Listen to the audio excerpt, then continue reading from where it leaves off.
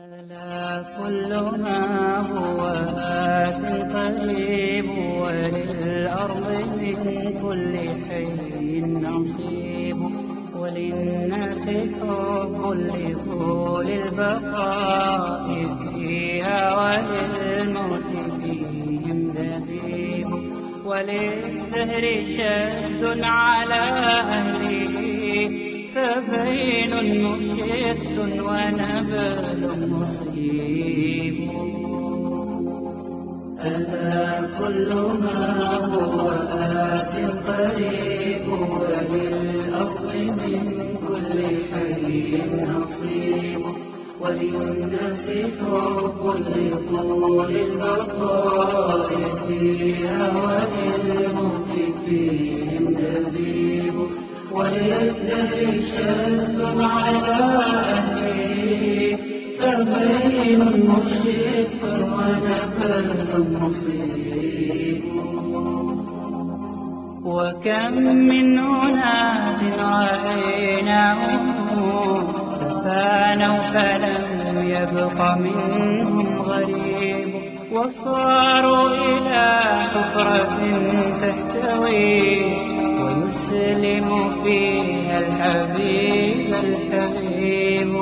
المرأة تعجبه نفسه فأعجب والأمر عندي عجيب وما هو إلا على نفسه فيوما يشيب ويوما يشيب.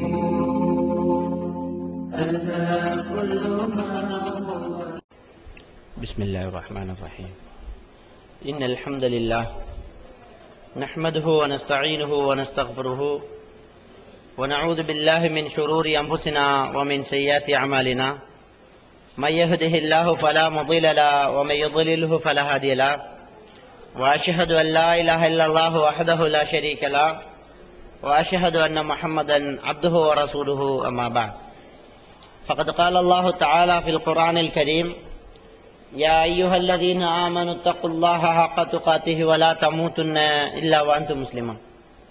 وقال أيضا يا أيها الناس اتقوا ربكم الذي خلقكم من نفس واحدة وخلق منها زوجها وبث منهما رجالا كثيرا ونساء واتقوا الله الذي تساءلون به والأرحام إن الله كان عليكم رقيبا. وقال أيضا يا أيها الذين آمنوا اتقوا الله وقولوا قولا سديدا يصلح لكم أعمالكم ويغفر لكم ذنوبكم ومن يطع الله ورسوله فقد فاز فوزا عظيما.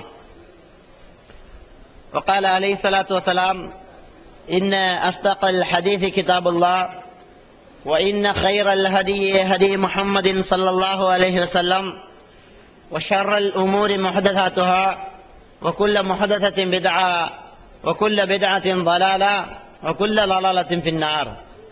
சர்வ புகழும் புகழ்ச்சியும் எல்லாம் வல்ல அல்லாஹ்வுக்கு சுப்ஹானஹு வ தஆலாவுக்கு அவன் புறத்திலிருந்து சலாமும் சலவாத்தும் பெருமானார் ஸல்லல்லாஹு அலைஹி வஸல்லம் அவர்கள் மீதும் சஹாபாக்கள் தாபீன்கள் தபஅ தாபீன்கள் நல்லோர்கள் எல்லோர் மீதும் உண்டாகட்டுமாக.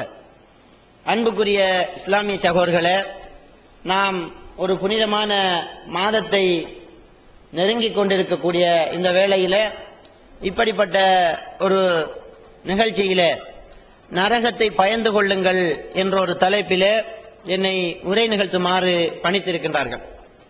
பொதுவாக கியாமத் நாள், நரக வேதனை, நரகம், மறுமையில் மனிதனின் நிலை, மரண நேரம், மரண வாயில், சக்கராத்து, இப்படி பல ஹதீஸ்களை நாங்கள் கேட்டிருக்கிறோம்.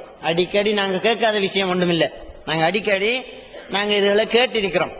ஆனா இப்ப இங்க திரும்பவும் அதே மாதிரியாக ஒரு தலைப்பை போட்டு நம்மளுக்கு அதை பற்றி உரையாற்றுமாறு பணித்திருக்கிறாங்கன்னு சொன்னா அதனுடைய ஒரு தேவையை நாங்க புரிஞ்சு கொள்ளணும். அதாவது இவ்வளவு தலைப்புகள் போடப்பட்டிருந்தோம், இவ்வளவு சீடிகள் இந்த தலைப்புகள்ல இருந்திருந்தும் கூட நமக்கு திரும்ப திரும்ப அந்த மரணத்தை பற்றிய, மறுமையை பற்றிய, நரகத்தை பற்றிய ஒரு எச்சரிக்கை தேவையா இருக்குது என்கிறத நாங்க புரிஞ்சு கொள்ளணும். முதல்ல ஒரு மனுஷன் மரணித்ததுக்கு பின்னால ஒன்று அவன் பரிசு வழங்கப்படுறான். அந்த பரிசு இந்த உலகத்தை கற்பனை பண்ணி பார்க்கிற அளவுக்கு இல்ல. அல்லாஹ் தஆலா ஒரு மனுஷனுக்கு கொடுக்கக்கூடிய அந்த சொர்க்கத்தை ஒரு மனிதனுடைய கற்பனையில அகப்படாத அளவுக்கு அதையும் மீறிய ஒரு இன்பமாக அல்லாஹ் வச்சிருக்கிறான். அது நமக்கு எல்லாம் தெரியும். அதே நேரத்தில் நாங்க இந்த உலகத்துல செஞ்ச நல்ல அமல்களை கணக்கு போட்டு பார்த்து, நாங்க செஞ்ச தர்மங்கள், நாங்க செஞ்ச தியாகங்கள், நாங்க அடைந்து கொண்ட பொறுமைகள், இதெல்லாம் ஒட்டுமொத்தமா கணக்கு போட்டு பார்த்து, தியாகத்துக்கு இப்ராஹிம் அலைஹிஸ்ஸலாத்தை எடுத்து, பொறுமைக்கு ரசூலுல்லாவை எடுத்து, தர்மத்துக்கு சில சஹாபாக்களை எடுத்து, அப்படி கணக்கு போட்டு பார்த்தா கூட அவ்வளவு நல்லமல்கள் புரிந்த ஒருத்தனுக்கு அல்லாஹ் கொடுக்கக்கூடிய அந்த சொர்க்கத்தின் ஒரு சின்ன பகுதியை கூட கொடுத்தா அதுவும் அதிகம். இந்த மனுஷன் செஞ்ச இந்த அமல்களுக்கு அல்லாஹ் கொடுக்கக்கூடிய ஒரு சின்ன பகுதியை, சொர்க்கத்தில் ஒரு சின்ன பகுதியை கொடுத்தா கூட அதுவும் அதிகம் தான். அந்த அளவுக்கு அதன் பற்றிய அந்த ஹதீஸ்களை, குர்ஆன் வசனங்களை நாங்க பார்க்கிறோம். அதே மாதிரியாக இந்த நரகத்தை பத்தி நாங்க பார்த்தோம்னு சொன்னா, தண்டனைகளை நாங்க பார்த்துட்டோம்னு சொன்னா, நம்ம மெய் சிலுத்து போற மாதிரி இவ்வளவா இருக்கும் என்று நாங்க அதிசயித்து போறோமே. முதல்ல நாங்க எந்த அளவுக்கு நியாயம்ங்கிறத நாங்க புரிஞ்சுக்கலாம். ஒருத்தனுக்கு இந்த தண்டனை கொடுவதுன்னு சொன்னா அது எவ்வளவுக்கு எவ்வளவு நியாயமானது, அவன் எவ்வளவு கொடும்பாவியா இருந்திருக்கிறான் என்கிறத நாங்க புரிஞ்சுக்கொள்ளணும். முதல்ல நாங்க பார்ப்போம், ஒரு மனுஷன் அல்லாஹ் ரசூலுக்கு கட்டுப்படாம இருந்து அல்லாஹ்வுடைய கட்டளைகளுக்கு மாறு செஞ்சுக்கிட்டு இருக்கிறான்னு சொன்னா அவனுக்கு நரகம் நிரந்தரமா கொடுக்கப்படுது சிலருக்கு. அல்லது அல்லாஹ்வை நம்பிட்டு சில தவறுகள் செஞ்சிருந்தாங்கன்னு சொன்னா ஒரு குறிப்பிட்ட காலம் அவனுக்கு நரகம் கொடுக்கப்படுது. சில தவறுகளுக்கு கபூர்ல வேதனை நடந்துகிட்டு இருக்குது என்று சொல்றாங்களே, அதை நாங்க எடுத்து பார்த்தோம்னு சொன்னா, உண்மைக்குண்மையாக அந்த அல்லாஹ்வுக்கு மாறு செய்த அந்த நிலையை நாங்க சிந்திச்சு பார்த்தோம்னு சொன்னா கொடுக்கதான் வேணும். தண்டனை போதாதுன்னு நம்ம சொல்ல, நமக்கு ஒரு நிலை அப்படி ஏற்பட்டுச்சுன்னு சொன்னா அந்த தண்டனை போதாது என்று சொல்ற அளவுக்கு இருக்கும். உதாரணத்துக்கு நாங்க பார்க்கிறோம், இந்த மனுஷனை பற்றி அல்லாஹ் என்ன சொல்றான் தெரியுமா? ஹல் அத்தா அலல் இன்சானி ஹீனும் மினத் தஹர் லம் யகுன் ஷையன் மذ்கூரா. இந்த மனுஷன்ல ஒரு காலம் இருந்தது, அந்த காலத்துல அவன் ஒன்றுமாகவும் இருக்கல்ல என்று நல்லா சொல்லிக்கிறான். மனுஷன்ல ஒரு காலம் இருந்தது, அந்த காலத்துல அவன் இன்னதான் இருந்தான்னு சொல்றதுக்கு இல்ல அவனு. இப்ப நாங்க ஒரு பெரியவரை பார்த்து, இவரு கொஞ்ச காலத்துக்கு முன்னால ஒரு நல்ல வாலிபரா இருந்தாரு, உஜாரா இருந்தாருன்னு சொல்லலாம். அந்த வாலிபரை பார்த்து இதுக்கு முன்னால சின்ன பிள்ளையா இருந்தாரப்பா அந்த ஊர்லன்னு சொல்லலாம். அந்த சின்ன பிள்ளைய பார்த்து கைப்பிள்ளையா இருந்தாருன்னு சொல்லலாம். அந்த கைப்பிள்ளைய பார்த்து வயிற்றுக்குள்ள கர்ப்பமா இருந்தான்னு சொல்லலாம். கர்ப்பத்தை பார்த்து ஒரு துளியா இருந்தாரு. இவர் தகப்பன்ற முள்ளந்தண்டுல இருந்தாருன்னு சொல்லலாம். அதுக்கு முன்ன எங்க இருந்தாரு? தகப்பனே இல்லாத நேரத்தில் இவர் எங்க இருந்தாரு? ஒன்றுமாகவும் இருக்கல இல்லையா, எதுவுமாகவுமே இருக்கல இல்லையா? இந்த மனுஷனை பிறக்கிறானே, இந்த மனுஷன் ஒரு தாய்க்கும் தகப்பனுக்கும் பிறந்து அவன் கூடவே கொண்டு வந்திருக்கக்கூடிய அந்த அருள்களை நாங்க சிந்திச்சு பார்த்தோம்னு சொன்னா அதை கொடுத்தவன் எவ்வளவு இறுக்கமானவனா இருப்பான் நாங்க சிந்திச்சு பார்க்கலாம். அல்லாவே நம்ம பிறக்கிறோமே, ஒரு செல்லு, ஒரு உயிரணு செண்டா சேர்ந்து அது ஒரு சதப்பிண்டமா கூட பிறக்கலாமா இல்லையா? அல்லாஹ் தஆலா எவ்வளவு பாக்கியத்தோட இந்த உலகத்துல நம்மளை பிறக்க வச்சிருக்கிறான். நமக்கு இருக்கிற கண்ணை மட்டும் சிந்திச்சு பார்க்கலாம், நாக்கை மட்டும் சிந்திச்சு பார்த்துக்கலாம், நமக்கு இருக்கக்கூடிய அறிவை சிந்திச்சு பார்த்துடலாம், நமக்கு இருக்கக்கூடிய விரல் நகமைய ஒவ்வொன்றா எத்தனை எடுத்து சிந்திச்சு பார்த்தாலும் மனுஷனால அதை உருவாக்குறதுக்கு சாத்தியம் இல்லாம எல்லா வகையிலும் நமக்கு உதவி செய்யக்கூடியதாகவே இந்த மனுஷன் உறுப்புகள் இவ்வளவு அமைப்புல சிறந்த ஒரு அமைப்புல நாங்க பிறந்திருக்கிறோம். இந்த பிறந்து இவ்வளவு யாரு தந்தான்? ஒன்றுமே இல்லாம இருந்த நமக்கு ஒன்றுமே இல்லை, நம்ம செல்றதுக்கு கொண்டு இல்லாத நம்ம இன்றைக்கு பிறந்திருக்கிறோம். நாக்கை மட்டும் எடுத்துக்கொள்ளுங்களேன், நம்மோட நாக்கு மட்டும் எடுத்துக்கொள்ளுங்க. அல்லாஹ் எப்படி படைச்சுக்கன்னா, இந்த நாக்கை வெட்டி பிளேடு போட்டு அல்லது ஆபரேஷன் தியேட்டர்ல கொண்டு போய் போட்டு இந்த நாக்கை வெட்டி பிரிச்சு எடுத்தா அதுக்குள்ள பெருசா எலும்புகள் அல்லது பெரிய பெரிய நரம்பு ஒன்றுமில்லை, ஒரு சகத்துண்டு. இந்த நாக்கு, இந்த நாக்கை அல்லாஹ் எப்படி படைச்சுக்கிறான்னு சொன்னா, இந்த நாக்குக்காகவே இந்த உலகத்துல பாதி பேர் இயங்கிட்டு நான் பாக்குறோம். நாக்குல பேச்சு வருது, அது ஒரு வேற விஷயம். இந்த நாக்குல பேச்சு, நாம வாயை திறந்து பல மொழிகளை பேசுறோம், அப்புறம் பேசுறோம். நானு நாக்குல இருந்து நாங்க எடுக்கிற சுவைகளை பாருங்க. நம்ம நாக்குல இனிப்பு, உரப்பு, கசப்பு, புளிப்பு இவ்வளவுத்தையும் தான் நாங்க அறிகிறோமா? நமக்கு பேர் வைக்க முடியாதால ஒரு குறிப்பிட்ட ஒரு ஆயிரக்கணக்கான சுவைக்கு இனிப்பு மொத்தமா வச்சுக்கோம். அந்த இனிப்புல வித்தியாசம் இருக்குது. சீனி ஒரு இனிப்பா இருக்கும், தேன் ஒரு இனிப்பா இருக்கும், ஆப்பிள் ஜூஸ் ஒரு இனிப்பா இருக்கும், தோரம்பழ ஜூஸ் இன்னொரு இனிப்பா இருக்கும், விளாம்பழத்தை அடிச்சு அது ஒரு இனிப்பா இருக்கும். இப்படி ஒவ்வொன்றிலையும் பல ஒரு 1000 ஒரு 2 3 ஆயிரத்தை சேர்த்து ஒரு கோடியை சேர்த்து ஒரு இனிப்புன்னு வச்சுக்கோம். அதுல பல கோடி இருக்குது. இந்த ஒரு குறிப்பிட்ட நாக்கு ஒரு உள்ளங்கை அளவு சின்ன நாக்கு வந்து இனிப்புல மட்டும் 1 லட்சத்தை பிடிக்கும். உரப்புல மீன் பொரியல், இறைச்சி பொரியல், ரோஸ்ட் பண்ணி வறுவல், சுண்டல், சொதி, எவ்வளவு உரப்பு நாங்க சாப்பிடுறோம். உரப்புல அது பல கோடி, அதை வித்தியாசமா பிடிச்சிக்கும். அதே மாதிரி உவர்ப்பு, கசப்பு ஒவ்வொன்றையும் இந்த நாக்கு பிடிக்கிற நாக்குல மட்டும் இந்த ரசத்தை அல்லாஹ் வச்சு படைக்கலன்னு வச்சுக்கொள்ளுங்க. நம்முடைய ஊர்ல டெஸ்ட் கடை, தேத்தனி கடை, அதுல ரொட்டி, சம்சா, ரோல்சி, கட்லெட்டு, பெட்லெட்டு, பெட்டிசி வித்தியாசமா இருக்குமா? கடையில கொச்சிக்காய், வெங்காயம், உளுவரிசி, வெள்ளப்பூடு, நச்சீரகம், மஞ்சத்தூள், கட்டர்தூள், தனித்தூள், கலவந்தூள் இருக்குமா? என்னன்றதான் என்ன மனுஷன் எப்படி போயிட்டு இருக்குன்னு தெரியுமா? மனுஷன் வாழ்க்கை கிச்சனே கட்ட மாட்டான். அதுல கேஸ் அடுப்பு, ரைஸ் குக்கரு, அதே மாதிரி பிளண்டரு, அதே மாதிரி அவனு, அதே மாதிரி மிக்சரு, அதுல ஒன்றுமே இருக்காது. கரண்டி அதை வெட்டுறது, இதை வெட்டுறது, பொறிக்கிறது, அந்த டப்பா ஒன்றுமே இருக்காது. மாவு வண்டி குழைக்கிறதுக்கு ஒரு கோப்பை, அட சசமே இல்லையே. நீ கூழா காய்ச்சி குடிச்சா என்ன, கட்டியா திண்டா என்ன, ரொட்டியா திண்டா என்ன, எப்படி திண்டா என்ன, மாவு வச்சு குழைச்சி விட்டுறதுக்கு ஒரு கோப்பை, அவ்வளவுதான். இது கடையில எல்லாம் கணக்க மூடுபட்டுரும், கடையிலேயே மூடுபட்டுரும்.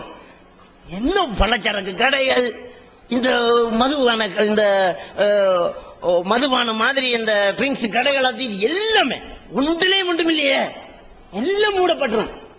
அப்ப பாருங்க, இந்த உடம்புக்குள்ள இந்த நாக்கு மட்டும் எடுத்து பார்த்தா இந்த நாக்குல எவ்வளவு கோடி சுவைய நாங்க பிரிச்சறியணும். பேச்சு எல்லாம் இருக்குது, அது வேற விஷயம். நாக்குல இன்னும் பல அற்புதங்கள் இருக்கு, அது வேற விஷயம்.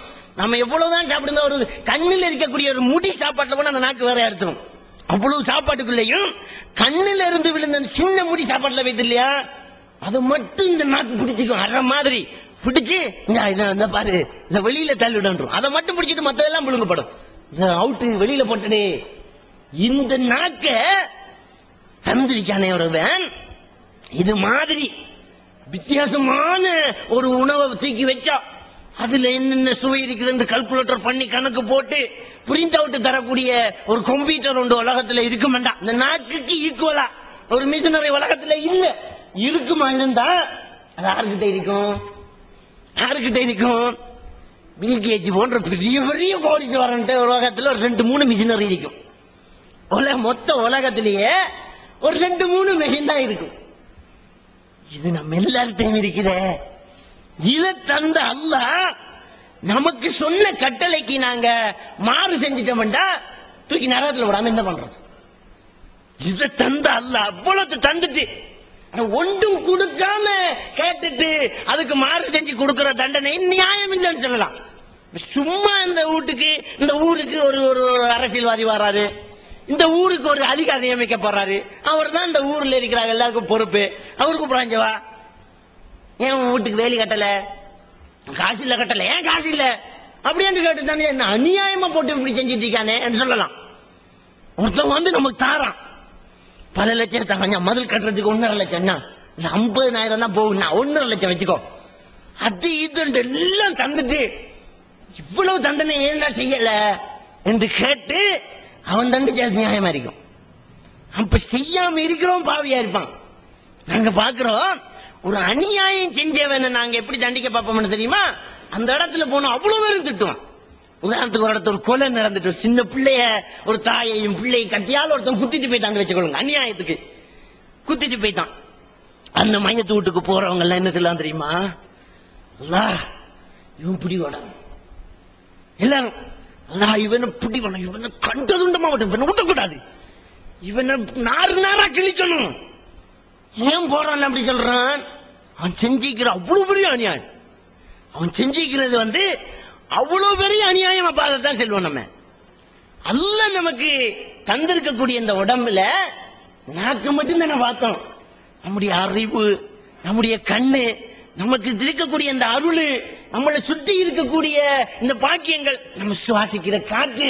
இன்னைக்கு நான் பாக்குறேன், இன்னைக்கு ஹாஸ்பிட்டலுக்கு போய் பார்த்தா தெரியும், நம்ம ஒன்று குந்துறோம் இல்லையா, யூரின் பாஸ் பண்றோம் இல்லையா, போய் உட்கார்ந்து ஒன்று குந்துறோம் இல்லையா, சாதாரணமா இருக்குது இல்லையா, அது எவ்வளவு பெரிய அருள் தெரியுமா? போய் உட்கார்ந்தா ஒன்றுக்கு போறது ஒரு பெரிய ஒரு அருள். இந்த ஹாஸ்பிட்டலுக்கு போய் பார்த்தோம்னு சொன்னா ஒண்ணுக்கு போக முடியாம படுக்கிறத பார்த்து நம்ம அதிசயப்பட்டு போறோம், அல்லாஹ் என்ன பாதுகாத்துட்டாங்க. அதுக்கு பட்டையை வெட்டி வச்சு அந்த ஒண்ணுக்கு போற துவாரத்துல ஆண் உறுப்புல பட்டைய வச்சு அந்த பேக்க தூக்கிக்கிட்டே இருக்கணும், உசுமையிலாது. அந்த பட்டை கொஞ்சம் உசும்பினா வேதனை, அதை முக்கி போக இயலாது, அந்த ஒண்ணுக்கு வந்து நம்ம முட்டி போக இயலாது. அது ஒவ்வொரு துளி துளியா வந்துகிட்டே இருக்கணும். நம்ம சாதாரணமா பெருசா அருளை சிந்திக்க தேவையில்ல, நாம உட்கார்ந்தா ஒன்றுக்கு போகுதே, இதுக்கு அல்லாஹ்க்கு எவ்வளவு காலம் நன்றி செலுத்தணும். அல்லாஹ் நரகத்தை கொடுக்கறங்கிறது அநியாயம் இல்ல என்கிறத நாங்க தெளிவா புரிஞ்சுக்கணும். அந்த அளவுக்கு இந்த மனுஷன் வந்து அல்லாஹ்க்கு மார்க்கம். அதனாலதான் அல்லாஹ்க்கு சுப்ஹானஹு வ தஆலா சொல்லி காட்டுறான், ஃபத்தகுன்னார் அல்லதி வகூதுஹா الناس والحجارة وعدت للكافرين. சூரத்துல் பக்ரா 24வது வசனத்துல அல்லாஹ் என்ன சொல்றான் தெரியுமா? நரகத்தை பயந்து கொள்ளுங்கள், நரகத்தை நீங்கள் பயந்து கொள்ளுங்கள். எப்படிப்பட்ட நரகம் தெரியுமா? அந்த நரகத்தினுடைய விறகுகள் எது தெரியுமா? மனுஷனும் கற்களும் தான் விறகுகள். நரகத்தில் அல்லாஹ் நெருப்பை எரிய விட்டிக்கான். நமக்குத்தான் ஒரு அடுப்பு எரிக்கிறேன்டா, கொல்லி வச்சு அடுக்கி அது காத்து போற மாதிரி இடவெளி எல்லாம் இருந்து மண்ணெண்ணெய ஊத்தி நெருப்பட்டி தட்டி வைக்கணும். நமக்கு அல்லாஹ்க்கு நெருப்பு 10 அவரது நெருப்பு, அதுக்கெல்லாம் கொல்லி தேவையில்லை. அல்லாஹ் அப்படிப்பட்டவன். ஆனா அல்லாஹ் என்ன சொல்றான் தெரியுமா? நரகத்தில் ஏற்கனவே அல்லாஹ் நெருப்பு மூட்டி வச்சுக்கிறான். இந்த நரகத்துக்கு இன்னும் விறகு கட்டைகளா நான் 2 போடுறேன். நம்ம கற்பனைக்கு அப்பாற்பட்டது அது. ஒன்று மனுஷன் தான் விறகு கட்டை. மனுஷனை எரிக்கிறதுக்கு கொல்லிய போட்டு எரிக்கிறத நம்ம பார்த்திருக்கோம். மனுஷனைத்தான் விறகு கட்டையா போடுறேன்னு சொன்னா எரிக்க படுறது வேதனைப்படுமா, எரிகிறது அதிகமா? சிந்திச்சு பாருங்க. நாம ஒரு அடுப்பை எரிச்சு ஒரு கிழங்கு சுடுறோம், கிழங்கு சுடுமா விறகு சாம்பல் ஆகுமா?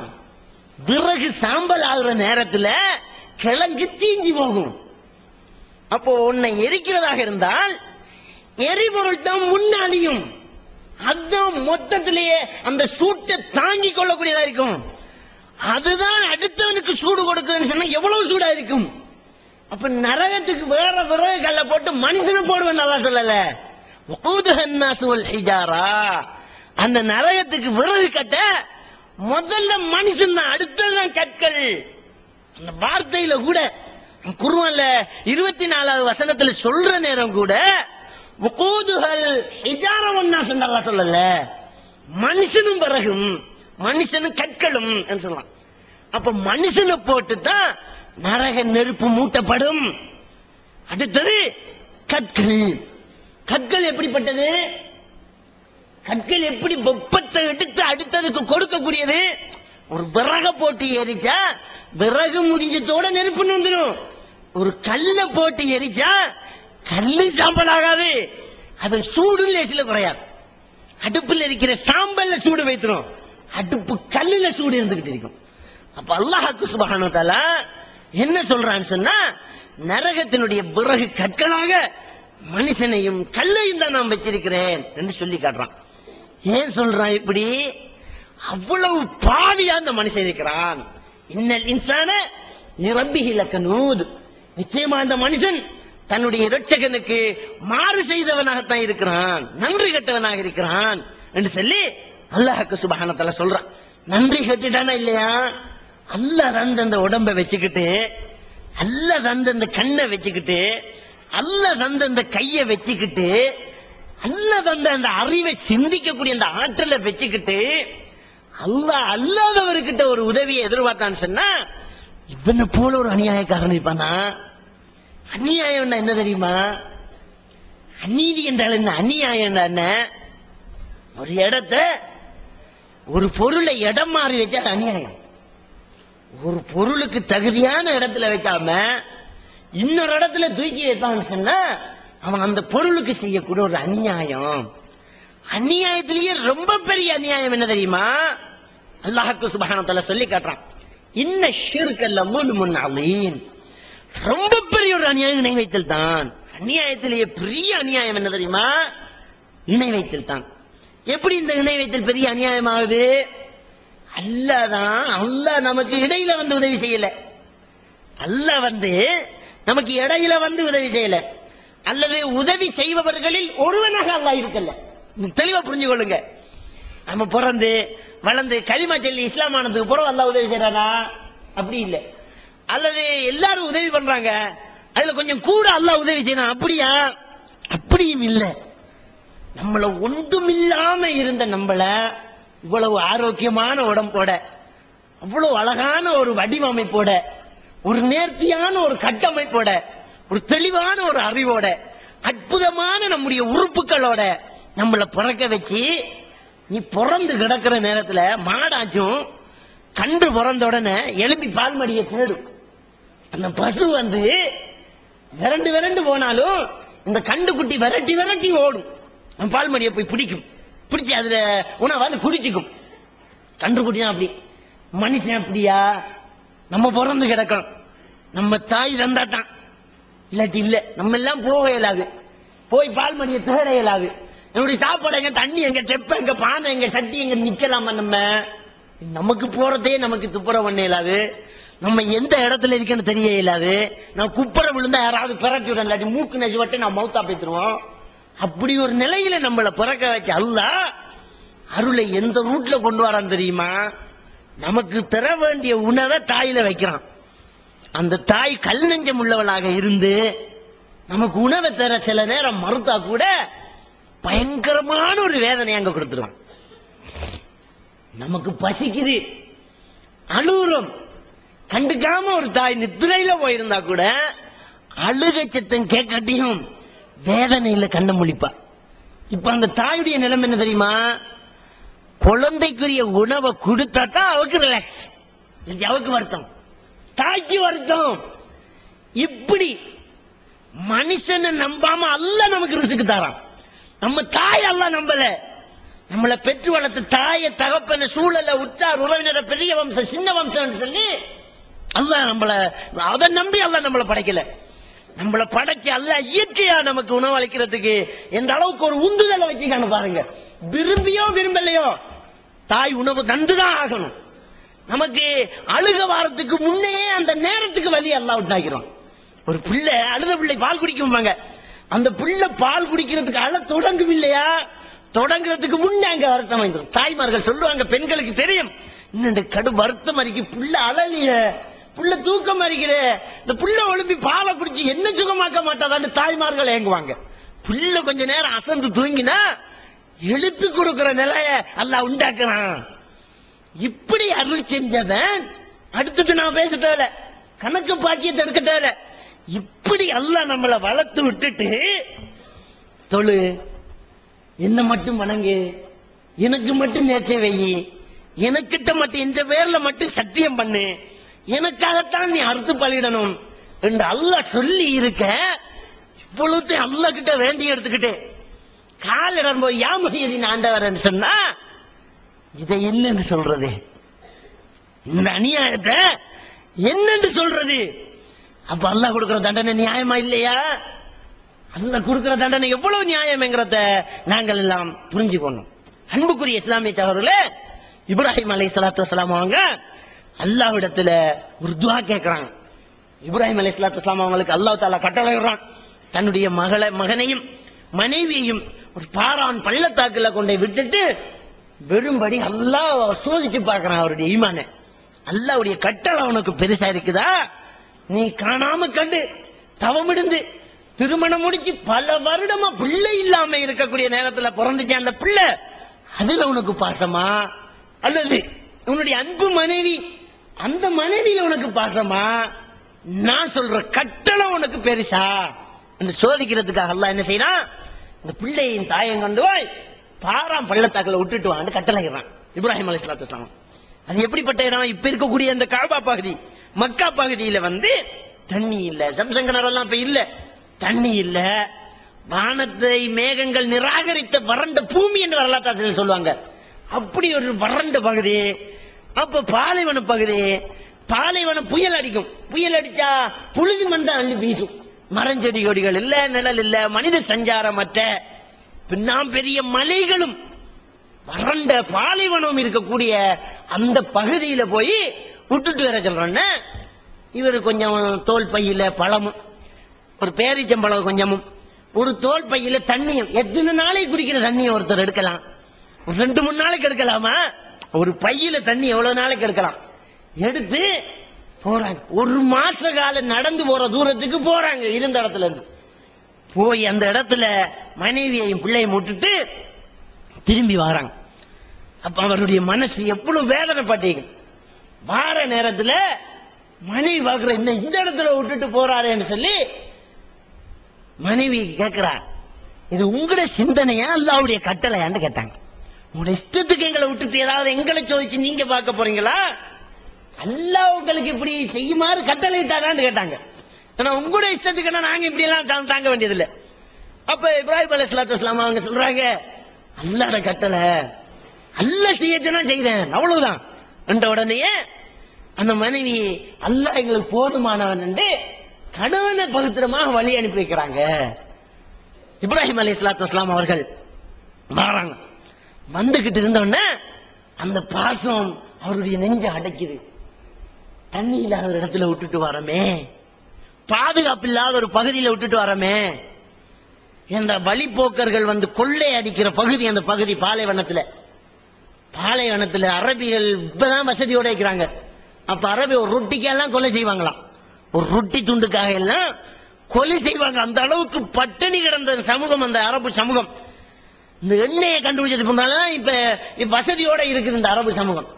அப்போ கொள்ளை அடிக்கக்கூடிய வழிபோக்கர்கள் இடையில நிற்கக்கூடியவங்களை மறைச்சு கொள்ளை அடிக்கக்கூடிய அந்த பகுதியில விட்டுட்டு வந்திருக்கோமே என்று சொல்லி இப்ராஹிம் அலைஹிஸ்ஸலாத்து வஸ்ஸலாம் அவங்க வேதனைப்பட்டு இடையில நெஞ்ச அடைச்சு ஒரு இடத்துல நின்று அல்லாஹ்விடத்துல ஒரு துஆ கேட்கிறாங்க.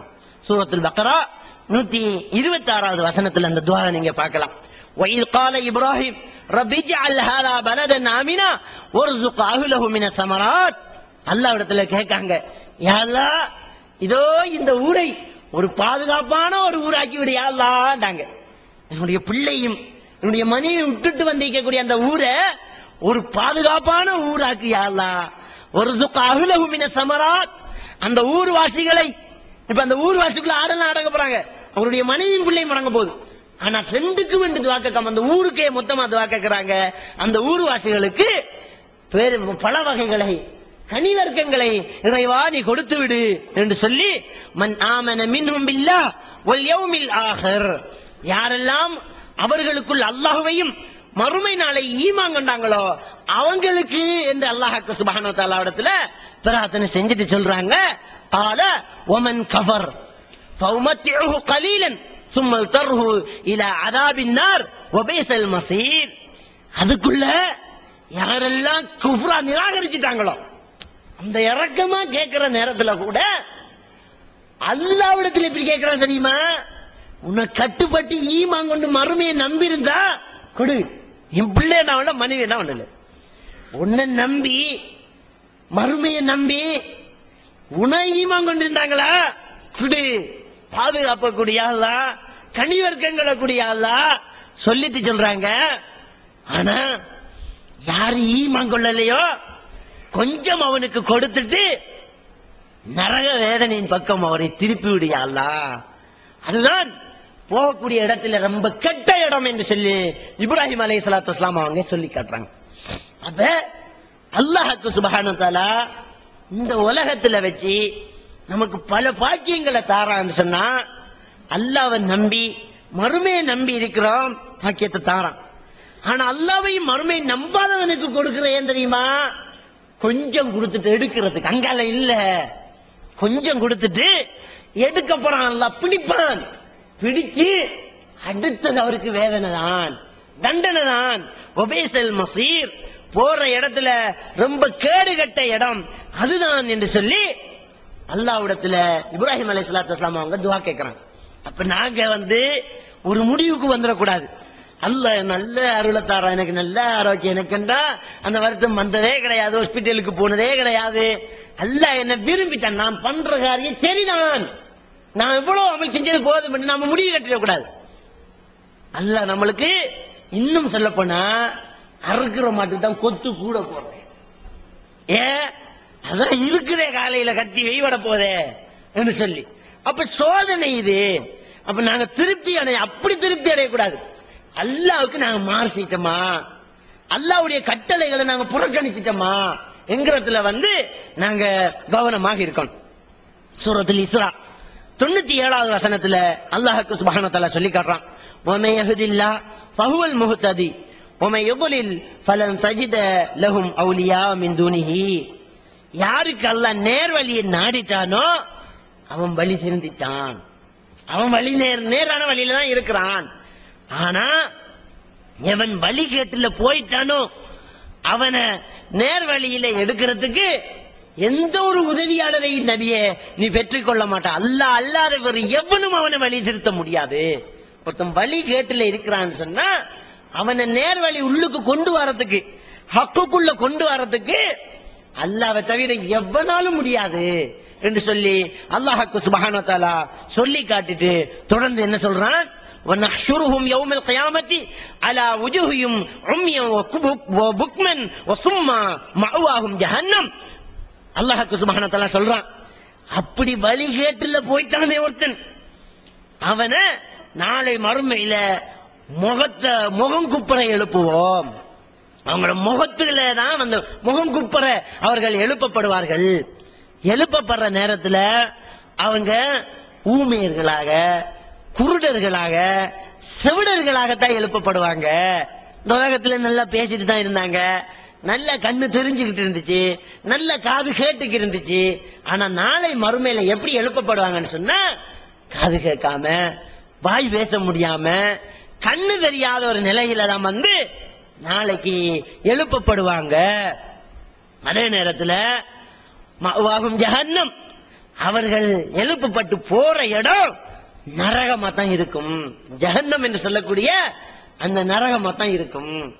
அப்ப இந்த உலகத்துல வச்சு அவங்களுக்கு அருள்கள் வழங்கப்பட்டு அவங்க அல்லாஹ்வை நிராகரிச்சு வாழ்ந்துட்டாங்களா, நேர்வழி உள்ளுக்கு வரலையா, வழிகாட்டுல இருந்துட்டாங்களா, அவங்க நாளை மறுமையில எழுப்பப்படும் போத குருடர்களாக, செவிடர்களாக, ஊமையர்களாக எழுப்பப்பட்டு போற இடம் நரகமா தான் இருக்கும் என்று அல்லாஹ் சொல்லிட்டு சொல்றான்.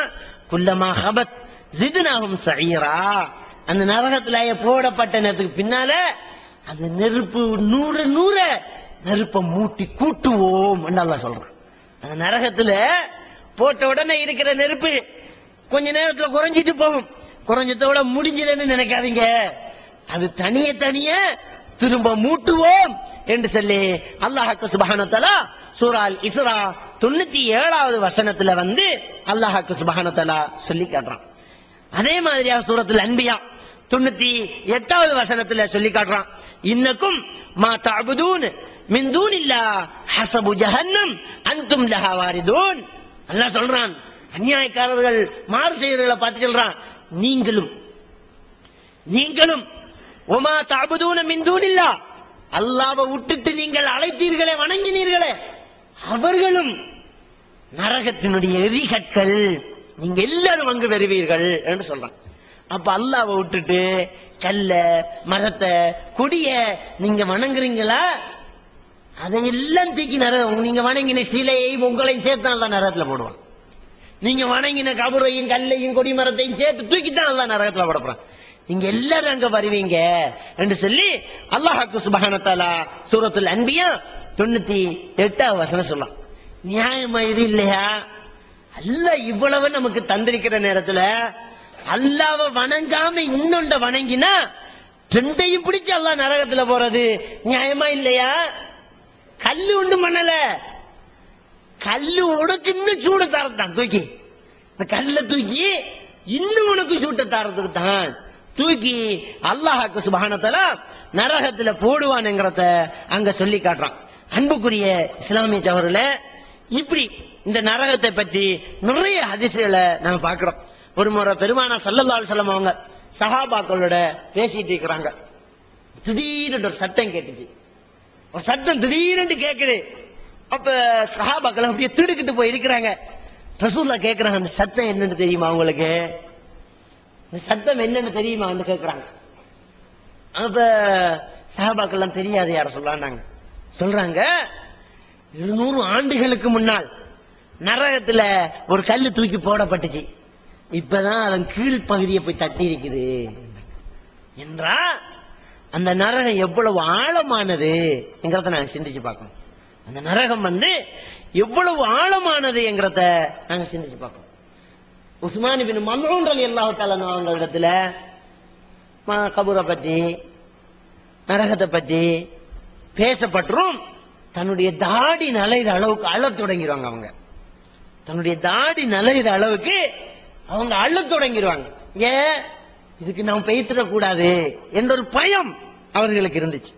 அதே மாதிரி சஹாபாக்களுக்கு நாங்க நரகத்தை பத்தி நெருப்பு, அதனுடைய நெருப்பு பல மடங்கு 700 மடங்கு குறைக்கப்பட்டு தான் நம்ம உலகத்துல நெருப்பு, இதையே நமக்கு நெருங்க இல்லாம இருக்க நம்ம சொல்றோம். ஆனா இந்த பேச்சுக்கள் வார நேரம் எல்லாம் நம்முடைய மெய்ச்சல் இருக்குதா, இது போகக்கூடாது என்ற எண்ணம் வருதா, அதெல்லாம் காரியங்களை நாங்க இனி பண்ணக்கூடாது, பாவம் செய்யக்கூடாது வருதா? சஹாபாக்களுடைய நிலை எப்படி இருந்து தெரியுமா? ஒருமுறை ரசூலுல்லாஹி ஸல்லல்லாஹு அலைஹி வஸல்லம் அவருடைய சபையில உமர் ரலியல்லாஹு தஆலா அவங்களும் அபூபக்கர் சித்திக் ரலியல்லாஹு தஆலா அவங்களும் ஒரு கருத்துல தர்க்கிக்கிறாங்க. ரெண்டு சத்தத்தை உயர்த்தி பேசுறாங்க. அல்லாஹ்வுடைய தூதருடைய சத்தத்தை விட அவங்களுடைய சத்தம் வசந்துட்டுது. அப்ப அல்லாஹ்வுக்கு சுப்ஹானஹு வ தஆலா ஒரு வசனத்தை அருள்றான். அல்லாஹ்வுடைய தூதருடைய சத்தத்துக்கு மேல உங்களுடைய சத்தத்தை உயர்த்தி பேசாதீர்கள்.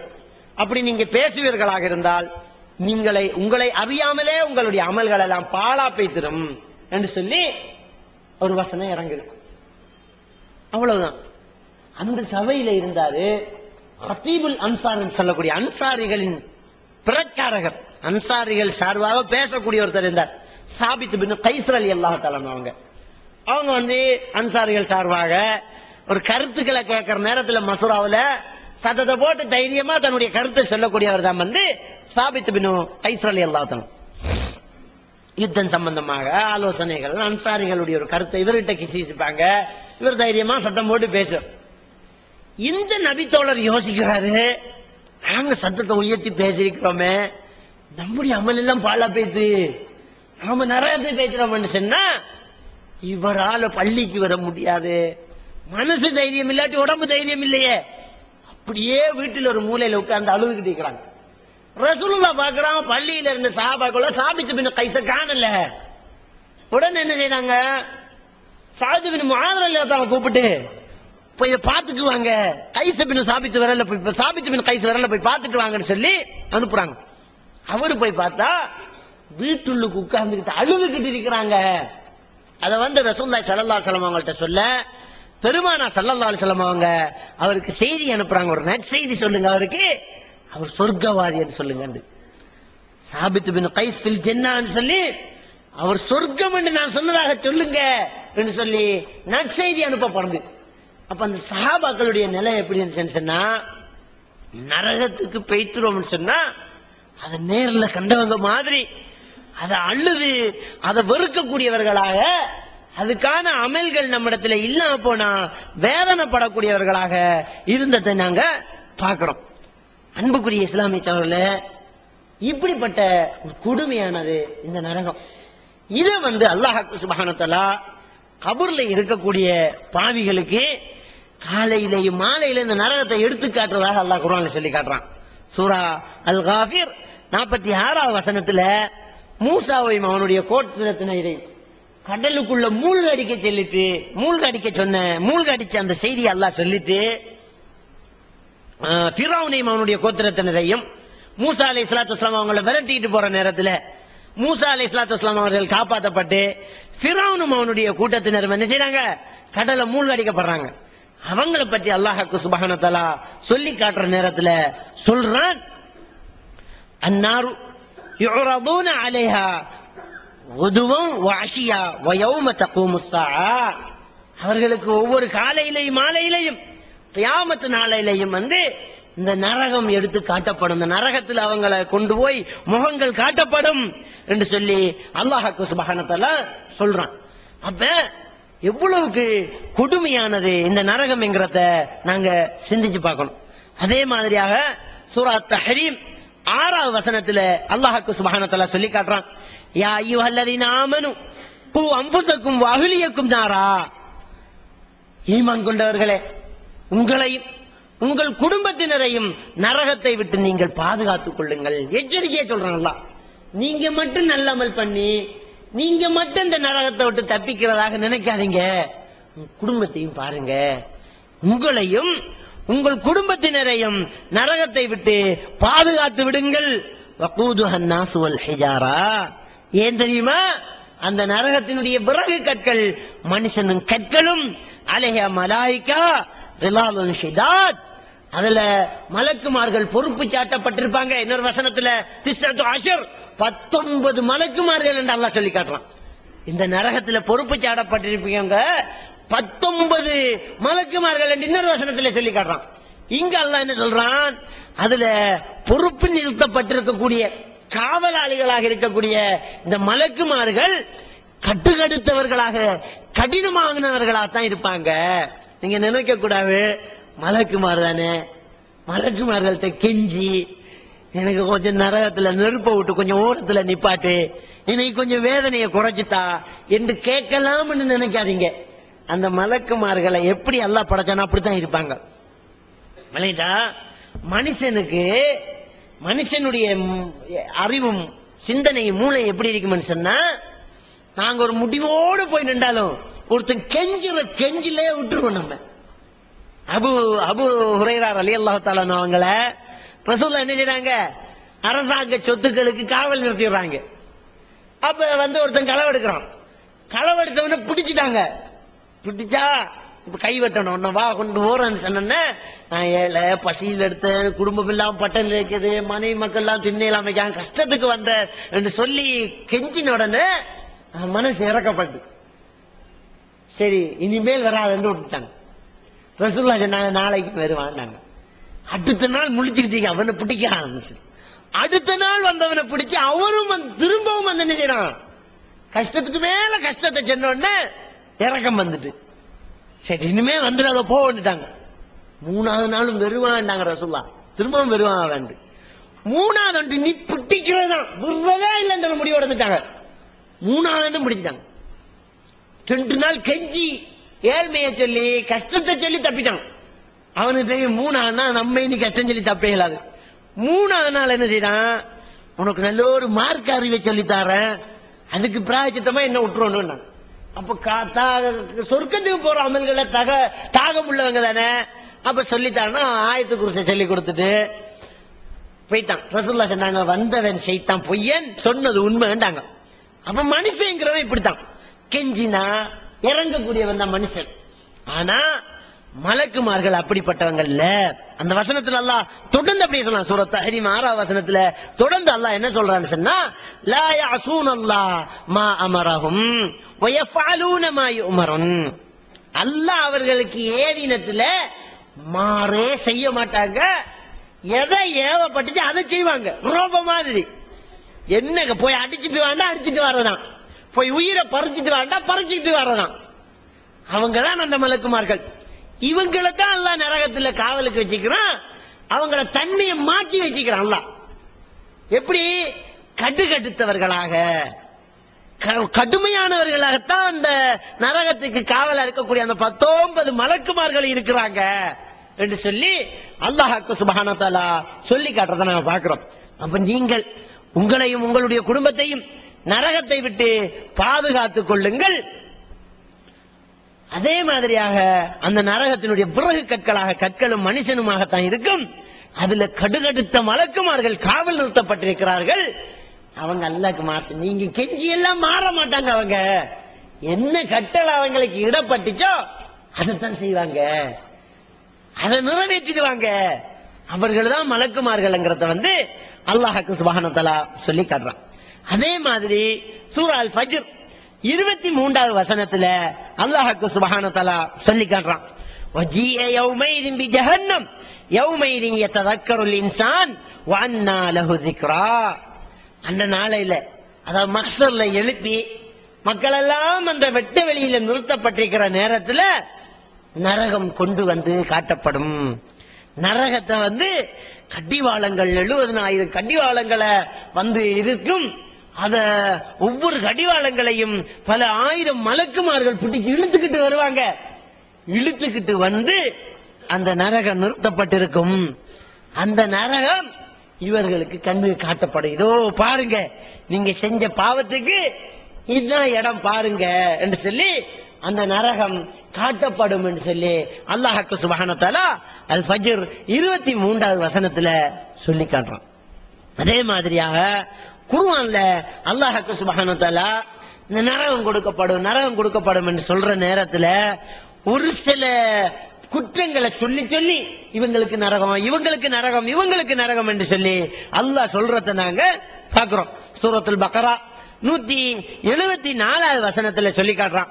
இன்னல்லதீன யக்துமூன மா அன்ஸலல்லாஹு மினல் கிதாப், அல்லாஹ் அருளின இந்த வேதத்தை யாரு மறைக்கிறார்களோ, வயஸ்தரூன பிஹி ஸமனன் கலீலா, இந்த வேதத்தை மறைக்கிறதுக்கு அல்லது அந்த வேதத்தை சொல்லாம இருக்கிறதுக்கு சொற்ப லாபத்தை அவர்கள் கிரயமாக எடுத்துக்கொள்றாங்களே, உலாயிக மா யகுலூன ஃபீ புதூனிஹிம் இல்லன்னார், அவங்க அவர்களுடைய வயிற்றுல எதை கொட்டுறாங்க தெரியுமா? நெருப்பு தான் கொட்டுறாங்க. இந்த மார்க்கத்தை சரியா சொல்லாம மக்களுக்கு மார்க்கத்தை மறைச்சு ஊர்ல ரஷ்டியால விரட்டி விட்டுருவான், பள்ளியில சம்பளம் தர மாட்டேன்றான். வளமைக்கு மாறமாக நாங்க குர்ஆன்ல இருக்கிற ஹதீஸ்ல இருக்கிறத சொன்ன உடனே நம்மள வேலைக்கு எடுக்க மாட்டான், நம்மள விரட்டி விட்டுருவான் என்று சொல்லி இந்த வேதத்தை நீ மறைச்சு சம்பளம் எடுக்கிறியா? மக்கள்கிட்ட வேண்டி தின்றியா? நீ வகுத்துக்குள்ள கொட்டுறது உனக்கு வேணுமெண்டா பிரியாணியா இருக்கலாம். அல்லாஹ் என்ன சொல்றான் தெரியுமா? அவன் வயிற்றுக்குள்ள கொட்டுறது நெருப்பு தான் கொட்டுறான். அவன் வந்து வலா யுகல்லிமுஹுமுல்லாஹு யௌமல் கியாமா வலா யுஸக்கிஹும் வலஹும் அதாபுன் அலீம். இந்த உலகத்தில் அவன் தின்றது நெருப்பு, நாளை மறுமையில அல்லாஹ் அவனோட பேச மாட்டான், ஏறெடுத்தும் பார்க்க மாட்டான். அல்லாஹ் நாளை மறுமையில அவனை பரிசுத்தப்படுத்த மாட்டான். உலகும் அதாபுன் அலீம், அவர்களுக்கு கடுமையான தண்டனை இருக்குது என்று சொல்லி ஒரு குற்றத்தை அல்லாஹ் சுப்ஹானஹு வ தஆலா இங்க சுட்டி காட்டுறத நாங்க பார்க்கிறோம். எது? மார்க்கத்தை மறைக்கிறது. இப்ப வந்து நோன்பு வருது, நோன்பு வந்தா கொடுக்கிற தலைப்புல தான் மார்க்கம் செயல்படும். கொடுக்கிற தலைப்புகளை வந்து மார்க்கங்கள் சொல்லப்படுறத நான் பார்ப்போம். இவரை தாக்கி தான் பேசணும், இதை கொஞ்சம் எடுத்து தான் பேசணும், இந்த பாட்டியை கொஞ்சம் நல்லா கொடுக்கணும் என்றோன்னு இனி அந்த தலைப்பு தான் அவருக்கு. குர்ஆன்ல இருக்க ஹதீஸ்ல இருக்க தேவையில்லை, தலைப்பும் பாயிண்ட்ஸும் கொடுக்கிறது ரஷ்டி தான். அப்பதான் அவர் அங்க தொடர்ந்து இருக்கலாம், சம்பளம் எடுக்கலாம். ஆக இப்படி மார்க்கத்தை மறைக்கையா? வகுத்துக்குள்ள நீ கொட்டுறது நெருப்பு, நாளை மறுமையில உனக்கு நரகம்தான், கடுமையான வேதனை இருக்குதுங்கிறத அங்க அல்லாஹ் சுப்ஹானஹு வ தஆலா சொல்லி காட்டுறான். அதே மாதிரி 2வது அத்தியாயம் 275வது வசனத்துல அல்லாஹ் சுப்ஹானஹு வ தஆலா சொல்லி காட்டுறான். வட்டி சாப்பிடக்கூடியவர்களை பத்தி சொல்ற நேரத்துல அல்லதீன யகுலூன ரிபா லா யகூமுன இல்லா கமா யகூமு அல்லதி யதஹப்பத்து ஷைத்தானு மினல் மஸ். வட்டி சாப்பிட்டார்களே அவங்க நாளை மறுமையில ஷைத்தான் தீண்டியவர்களை போன்று தலைவிரி கோலத்தோட அவர்கள் நாளை மறுமையில எழுப்பப்படுவாங்க என்று சொல்லி அல்லாஹ் சுப்ஹானஹு வ தஆலா சொல்லி காட்டுறான். அதே மாதிரியாக சூரா ஆல் இம்ரான் 188வது வசனத்துல அல்லாஹ் சுப்ஹானஹு வ தஆலா சொல்லி காட்டுறான். லா தஹ்ஸபன்ன அல்லதீன யஃப்ரஹூன பிமா அத்தௌ வ யுஹிப்பூன அன் யுஹ்மது, அதாவது கொடுக்காம அவங்க கஞ்சத்தனம் காட்டிட்டு இருக்கிறவங்களை பற்றி அல்லாஹ் சுப்ஹானஹு வ தஆலா சொல்லி காட்டுறான். அவர்கள் கொடுத்ததை வச்சு சந்தோஷப்பட்டுக்கிட்டு அவங்க இருக்கிறாங்களே, அவங்க நினைச்சு கொள்ள வேண்டாம் அவங்க இதை வச்சு அவங்க புகழப்படுவாங்கண்டு. பிமா லம் யஃஅலு ஃபலா தஹ்ஸபன்னஹும் பிமஃபாஸத்தி மினல் அஸாப் வலஹும் அஸாபுன் அலீம். அவர்களுக்கு வெற்றி இருக்குது என்று நீங்கள் நினைக்க வேண்டாம், அவர்களுக்கு கடுமையான வேதனை உண்டு என்று சொல்லி அல்லாஹ் சுப்ஹானஹு வ தஆலா சொல்லி காட்டுறத நாங்க பார்க்கிறோம். அதே மாதிரியாக وَمَن يُشَاقِقِ الرَّسُولَ مِن بَعْدِ مَا تَبَيَّنَ لَهُ الْهُدَى وَيَتَّبِعْ غَيْرَ سَبِيلِ الْمُؤْمِنِينَ نُوَلِّهِ مَا تَوَلَّى وَنُصْلِهِ جَهَنَّمَ وَسَاءَتْ مَصِيرًا. சூரா அன்-நிசா 115வது வசனத்துல அல்லாஹ் சுப்ஹானஹு வ தஆலா சொல்லி காட்டுறான். ஹக்கு இதுதான் என்று தெரிஞ்சதுக்கு பின்னால, நேர்வழி இன்னது என்று தெரிஞ்சதுக்கு பின்னால அல்லாஹ்வுடைய தூதருக்கு மாறு செய்யக்கூடியவர்களை பற்றி அல்லாஹ் சொல்றான். ஹக்கு இதுதான் தெரிஞ்சது பின்னால அல்லாஹ்வுடைய தூதருக்கு மாறு செய்கின்றாயே, அவனை அவன் வழியிலே அப்படியே ஊட்டி வைப்போம். மூமின்களுடைய வழி அல்லாத வழியில போயிட்டு இருக்கானே, அவன் பாட்டில் அப்படியே விடுவோம். அவனுடைய கருத்துக்கள் பரவி அவருக்கு பெரிய வரவேற்புகள், அவர் நல்லா அப்படியே பெருகிட்டு போவோம், அவர் அப்படியே விடுவான். ஆனா ஜஹன்னம் வசாஅத் மஸீரா, கடைசியா கொண்டு நரகத்துல போடுவோம். இங்க அப்படியே விட்டு வைப்பான், அவரை விட்டுட்டு நரகத்துல கொண்டு போய் போடுவோம். அதுதான் போகக்கூடிய இடத்திலே கெட்ட இடம் என்று சொல்லி அல்லாஹ் சுப்ஹானஹு வ தஆலா சொல்லி காட்டுறான். அதே மாதிரியாக உள்ளொண்டு புறமுண்டு வைத்திருக்கக்கூடிய இரட்டை நாக்குள்ளவர்கள் என்று சொல்லுவாங்க, இரட்டை முகம் உள்ளவர்கள் என்று சொல்லுவாங்க, இந்த முனாபிக்கீங்கள். அதாவது ஊர்ல தௌஹீத்வாதிகள் வளர்ந்துட்டாங்கன்னு சொன்னோன்னா கொஞ்சம் பேர் என்ன செய்யறது தெரியுமா, இங்களையும் நீங்க சொல்றது சரிதான், அது சரிதான் இருக்கிறது, மறுவா போய் செய்யறதெல்லாம் தலங்களாக. அப்ப வெளியில உள்ளுக்கொண்டு இப்படி இருக்கிறையா, இதை கண்டுபிடிக்கிற கஷ்டம், இது கடுமையானது. இதை பற்றி அல்லாஹ் சுப்ஹானஹு வ தஆலா என்ன சொல்றான்னு சொன்னா, இன்னல் முனாஃபிகீன ஃபித்தர்கில் அஸ்ஃபலி மினன் நார் வலன் தஜித லஹும் நஸீரா. இந்த இரட்டை நாக்குள்ளவர்கள், இரட்டை தலை உள்ளவர்கள் என்ன செய்வாங்க தெரியுமா, நரகத்தின் அடிப்பாகத்திலே கொண்டு போய் போடப்படுவாங்களாம். அவங்கள தான் கொண்டு போய் நரகத்துல அடியில கொண்டு போய் போடப்படும் என்று சொல்லி அல்லாஹ் சுப்ஹானஹு வ தஆலா சொல்லிட்டு சொல்றான், வலன் தஜித லஹும் நஸீரா. அவங்களுக்கு உதவி செய்யக்கூடிய எவனை நீங்க பெற்றுக்கொள்ள மாட்டீங்க, அவனுக்கு உதவி செய்யக்கூடிய யாரும் கிடையாது. அப்ப அல்லாஹ் தண்டனை கொடுத்துட்டான்னு சொன்னா காப்பாற்றுறதுக்கு அவங்களுக்கு ஒரு தூசு கூட கிடையாது.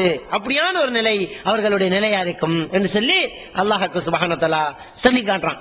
அதே மாதிரியாக சூரா அல் மாயிதா 72வது வசனத்துல அல்லாஹ் சுப்ஹானஹு வ தஆலா சொல்றான், இன்னஹு மை யுஷ்ரிக் பில்லாஹ் ஃபக்கத் ஹர்ரம அல்லாஹு அலைஹில் ஜன்னah வ மஅவாஹுன் நார் வ மா லில் ஆலிமீன மின் அன்சார்.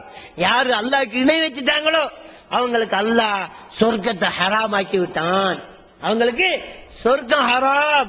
சொர்க்கம் ஹராம் என்று அடுத்தது என்ன, மஅவாஹுன் நார், போற இடம் நரகம் தான். சொர்க்கத்தை விட்டா நரகம் தான், ரெண்டுக்கு இடையில ஒரு இடம் கிடையாது. சொர்க்கம் ஹராம் என்றால் அடுத்தது நரகம் தான். வமா லில் ஆலிமீன மின் அன்சார். இந்த அநியாயக்காரர்களுக்கு உதவி செய்தவன் யாருமே இல்ல. இங்க பாருங்க, அல்லாஹ்க்கு நீங்க இணை வைத்துட்டால் என்று அல்லாஹ் சொல்லிட்டு சொல்றான், அவனுக்கு நரகம்தான். இந்த அநியாயக்காரனுக்கு உதவி செய்ய யாரும் இல்லை. இணை வச்சவன் அநியாயக்காரன் சொல்லலாம். உண்மையிலே பகுத்தறிவுள்ள ஒருத்தன் அல்லாஹ்க்கு இணை வைக்க முடியாது.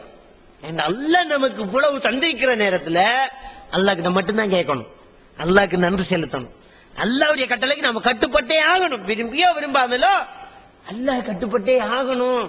நமக்கு ஒருத்தன் உதவி செஞ்சுட்டான்னு சொன்னா, ஒரு ஊருக்கு போறோம், சாப்பாடு இல்லாம பிட் பாக்கெட் அடிச்சுட்டான், இருக்கிற காசு எல்லாம், காசிக்கு வழி இல்லாம, பஸ்ஸுக்கு வழி இல்லாம, பசிக்கு வழி இல்லாம நிக்கிற நேரத்தில் ஒருத்தன் நல்ல தின்ன தந்து, உடுப்பும் தந்து, பஸ்ஸுக்கு போறதுக்கு காசு தந்து, மேலதிகமாகவும் பொக்கட் செலவு தந்து, போயிட்டு வாங்க சொல்லி நமக்கு ஒன்றுமே எதிர்பார்க்காம ஒருத்த விட்டுட்டான் வைங்க, இவனை நினைச்சு நினைச்சு நம்ம பேசுவோம். இப்படி ஒரு மனுஷனை கண்டேனே நினைச்சு நினைச்சு பேசுவோம். தப்பி தவறி நம்முடைய ஊருக்கு அவனுக்கு வந்தத்தை கண்டா கடம்பட்டாவது விருது போட பார்ப்போம். கால உடுத்து கெஞ்சி எங்க வீட்டுக்கு வந்து கிளாஸ் தண்ணியாவது குடிச்சிட்டு போங்கப்பா. இதான் நன்றி. இது இருக்குது இயற்கையில.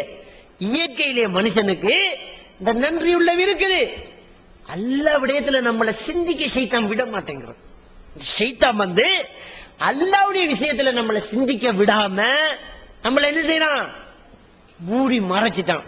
அப்ப அல்ல இவ்வளவுக்கு தந்து அன்னைக்கு பஸ்ஸிக்காதி தந்தவனுக்கு படுற பாட்டுக்கு இவ்வளவைத்தையும் அல்ல இன்றைக்கு வரைக்கும் நாம் பேசிட்டீங்க நீங்க கேட்டீங்கன்னா ஆறு அருள். அது என்னுடைய பேச்சு வர்றதும் எனக்கு இந்த பேசக்கூடிய இந்த துணிச்சலை தாரதுக்கும் உட்கார்ந்து கேட்டு அது செவி வழியே இறங்கி உங்களுக்கு விளங்குற அந்த ஞானம் என்று சொன்னா யாரு அருள் அல்லாட அருளா இல்லையா? அந்த அல்லாஹ் மட்டும் மனங்காட்டி அந்த அல்லாஹ்க்கு இணை வச்சுட்டா அவன் யாரு? அவன் முஷ்ரிக்கி அவன் அநியாயக்காரன். இந்த ஷிர்க் செஞ்சவன் வந்து அநியாயக்காரன் என்கிறதுல சந்தேகமே கிடையாது என்கிறத அந்த வசனத்துல இருந்து நாங்க பாக்குறோம். ஆக அன்புக்குரிய இஸ்லாமிய சகோதரர்களே, இப்படி இந்த நரகத்தை பயந்து கொள்ளக்கூடிய ஒரு கட்டத்துல நாங்க இருக்கிறோம். ஏன்னு சொன்னா சமூகத்துல அப்படி அநியாயங்கள் மெலிஞ்சுகிட்டு இருக்குது. ஜாஹிலியத்து காலம் என்று சொல்லி அந்த காலத்துல நாங்க கேள்விப்பட்டுடாத புதிய புதிய தகவல்கள் இன்றைக்கு இருக்குதுன்னு சொன்னா நரகத்தை பற்றிய, மறுமையை பற்றிய, மரணத்தை பற்றிய அச்சம் நம்மகிட்ட இல்ல. அறிவில் இந்த மக்கள் உச்சகட்டத்துல போயிட்டாங்க. இந்த அறிவில் இந்த மனுஷன் ரிமோட்லயே கேட்ட திறந்து, ரிமோட்லயே ஊட்ட திறந்து, ரிமோட்லயே பெட்ஷீட் இருக்கிற அளவுக்கு மண்ணில் வளர்ந்துட்டான் மனுஷன். ஆனா ஜாஹிலியத்து காலத்துல பெண்களை கற்பழிச்சதா தான் கேள்விப்பட்டிருக்கோம். இப்ப செய்தி அடிக்கடி என்ன வருது தெரியுமா? 7 வயது சிறுமி கற்பழிப்பு, 12 வயது சிறுமி கற்பழிப்பு, 5 வயது சிறுமி கற்பழிப்பு. கற்பழிச்சவர் யாரு? கல்யாணம் பண்ணவர். முழு தகவலை எடுத்து பார்த்தா கல்யாணம் பண்ணினவன். அதே மாதிரியாக கொடுமைகளை கேள்விப்படுறோம். எங்க பார்த்தாலும் அங்க ஒரு கொலை, இங்க ஒரு கொலை, ஏமாற்று, தொழில் வாய்ப்பு ஏற்படுத்தாரன்றது, காசை வேண்டி இருக்கிறது, மறுவா நாள் கடத்துறது, வெளிநாட்டுக்கு ஏத்துறது, காசை வேண்டியங்கிறது, மறுவா நாள் கடத்துறது. அந்த மனிதனுடைய மனசுல நெருப்பு எரியுமே, அதுதான் நரகமா நமக்கு எரிய போகுது. அன்புக்குரிய இஸ்லாமிய சகோதரர்களே, அறிவுல உச்சக்கட்டத்துக்கு போனாலும் இன்னைக்கு இந்த கேடுகட்ட இந்த பாவமான காரியங்கள் இந்த மனுஷன் வருதுன்னு சொன்னா அறிந்து அறிந்து அறிந்து முன்னாடி முன்னாடி போக போக அல்லாஹ்வையும் மறுமையையும் மரணத்தையும் அந்த நரகத்தையும் மறந்து மறந்து போயிருக்கிறான் அர்த்தம். இவனுக்கு அறிவு கூட கூட பெருமை அடிச்சுக்கிட்டு நரகத்தை, மறுமைய, மரணத்தை இவன் மறக்கக்கூடிய ஒரு நிலைக்கு வந்திருக்கான் அர்த்தம். ஆக அந்த மரணத்தை நாங்க அடிக்கடி ஞாபகப்படுத்தணும். அதனாலதான் கபரு அடக்க ஸ்தலங்களை போய் ஜியாரத்து செல்ல கூட ரசூலுல்லாஹ் அனுமதிச்சாங்க. அடக்க ஸ்தலம் கல்லால கட்டினப்பட்ட கபர் இல்ல, பொது மையவாடிக்கு போய் அந்த இடத்துல போய் நின்ற மனுஷன்னா நம்ம உடம்புல மனசுல ஒரு ரிலாக்ஸ் உண்டு, ஒரு ஒரு தூய்மையான ஒரு எண்ணம் ஏற்பட்டும். ஒரு மையத்தை பார்த்தவன் சொன்னா, ஒரு மையத்தூட்டை பார்த்தவன் சொன்னா, ஒரு கபர்ஸ்தானத்துல போய் அங்கெல்லாம் மக்கள் அடக்கப்பட்டிருந்த பார்த்தவன் சொன்னா உள்ளம் சும்மா தூய்மை அடையும். அப்ப மரண சிந்தனை மனுஷனுக்கு தேவை. அவனுக்கு தான் அன்பான உள்ளம் இருக்கும். இந்த மரணத்தை சிந்திச்ச வேணுமா? உதாரணத்துக்கு ஒரு மையத்தூட்டுக்கு போய் பாருங்க, அந்த மையத்தூட்டுல இருக்கிற அவ்வளவு பேருக்கும் அன்பான உள்ளமா பேசணும். அவன் என்ன எப்படி நிலையில இருப்பான் தெரியுமா? ஒரு பெட்ரோல் மெச்சு தேவைன்னா 4 பேர் முன்னுக்காவும் எனக்கு தெரியும் பெட்ரோல் மெச்சு நான் கொண்டாடுறேன்பா. இல்ல ஒருத்தர் கொண்டாந்தா போதுங்கிற அளவுக்கு அங்க இருக்கும் நிலைமை. ஒரு இடத்துல ஒரு படங்க விரிச்சு பந்தல் அடிக்கணும்னு சொன்னா ஒரு கவுத்தை பிடிக்க 40 பேர் ஒழுங்குவான். ஏறி கட்டுறதுக்கு ஒரு 15 பேர் ஏறிடுவான். என்ன அந்த மனநிலை, நான் என்னையாச்சும் உதவி செய்தாகணும், என்னையாலும் ஒரு நன்மை செஞ்சாகணும். குரோதம் இருக்காது, அடுத்தவன்ல வெறுப்பு கசப்பு இருக்காது. எல்லாரையும் சிரிச்ச முகத்தோட பார்த்துக்கிட்டு, பரிதாப முகத்தோட பார்த்துக்கிட்டு நான் உதவி செய்யணும் எல்லாரும் நினைச்சுக்கிட்டு இருக்கக்கூடிய ஒரு இடம் இந்த மையத்து வீடு. ஏன் வந்துச்சது? மரணம் அவனுடைய மூளையில பட்டுது. ஆக நமக்கு எப்பவுமே இந்த நல்ல உள்ளம் இருக்கணுமா? மரண சிந்தனை, நரகத்தை பற்றிய பயம், மறுமையை பற்றிய அச்சம் நம்மிடத்துல இருந்துகிட்டே இருக்கணும். அத நாங்க உண்டாகக்கூடிய ஒரு மாசத்தை நாங்க இப்ப நெருங்கிக்கிட்டு இருக்கோம். இந்த ரமலானுடைய மாசத்துல சுஃபிதத்து ஷயாத்தீன், ஷைத்தான்கள் விலங்கலப்பட்டு நரகத்தின் வாசல்கள் அடைக்கப்பட்டு சொர்க்கத்தின் கதவுகள் திறந்து வைக்கப்படும் என்று சொல்லக்கூடிய இந்த மாசத்தை அடைஞ்சும் நாங்க இந்த நல்ல மனநிலையை உருவாக்காம இருக்கிறோம்னு சொன்னா துர்பாக்கியவான்களாகத்தான் நாங்க இருக்கணும். ஆக இந்த ரமலானுக்கு முன்னால நாங்களை நம்ம தயார்படுத்திக்கிட்டு இந்த நரகத்தை பயப்பட்டு சொர்க்கத்துக்கு தயாராகக்கூடியவர்களாக எல்லோரும் ஆக வேண்டும். எல்லாம் வல்ல அல்லாஹ்வுக்கு சுப்ஹானஹு வ தஆலா நம் அனைவரையும் ஈமானோடு வாழ வைத்து ஈமானோடு மரணிக்க செய்வானாக.